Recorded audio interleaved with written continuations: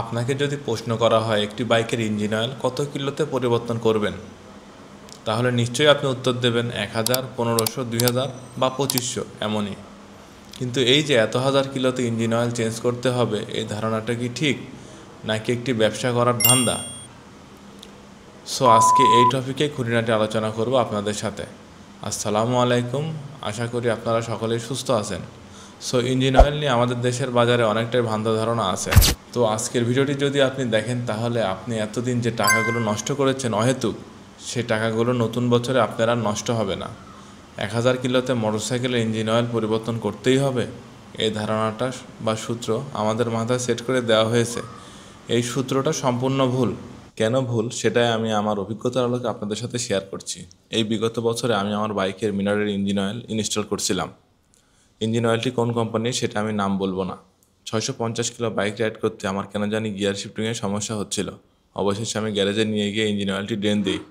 দেখি ইঞ্জিন অয়েলের রং এবং ভিসকোসিটি দুটোই নষ্ট হয়ে গিয়েছে। আমাদের একটা জিনিস মাথায় রাখতে হবে, আমরা যে কোম্পানির ইঞ্জিন অয়েল ব্যবহার করি না কেন, সেটা অরিজিনাল হতে হবে। কারণ ডুপ্লিকেট ইঞ্জিন অয়েল গাড়ির ইঞ্জিনের অনেক ক্ষতি করে।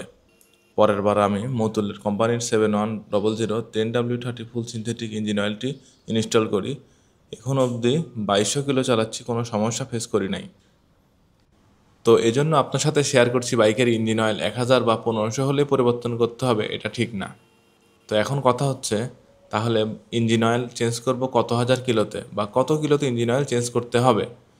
এটা ডিপেন্ড করে আপনি কেমন স্টাইলে বাইক রাইড করেন, আপনার রোড কন্ডিশন কেমন, আপনি কোন ওয়েদারে বাইক চালাচ্ছেন তার উপরে। আপনার বাইকের ইঞ্জিন অয়েল কখন পরিবর্তন করতে হবে সেটা অন্য কেউ বলতে পারবে না। কারণ আপনি কেমন রাস্তায় বাইক চালাচ্ছেন, সে কেমন রাস্তায় বাইক চালাচ্ছে, দুটো তো একদমই আলাদা। এজন্য আপনার বাইকের ইঞ্জিন অয়েল কখন পরিবর্তন করতে হবে সেটা আপনিই ডিসাইড করতে পারবেন। বাইকের ইঞ্জিন অয়েল চেক করার বেশ কিছু সিস্টেম আছে।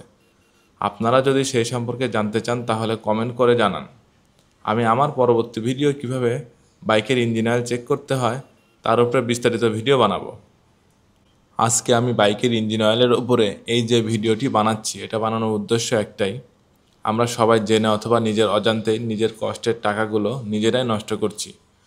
আমি আমার এত বছরের অভিজ্ঞতা থেকে বলতেছি, আপনি যদি ভালো মানের ইঞ্জিন অয়েল ইউজ করেন, 1000 কিলোতে আপনার বাইকের ইঞ্জিন অয়েল পরিবর্তন না করলে কোনো ক্ষতিই হবে না।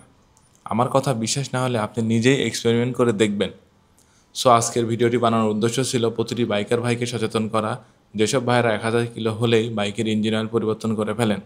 তো আমার আজকের ভিডিওটি আমি এখানেই শেষ করছি।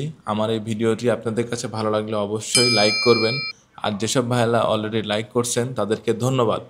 আর আমার এই চ্যানেলটি সাবস্ক্রাইব করে এরকম নতুন নতুন ভিডিও পেতে আমার সঙ্গেই থাকুন। ধন্যবাদ সবাইকে। আল্লাহ হাফেজ।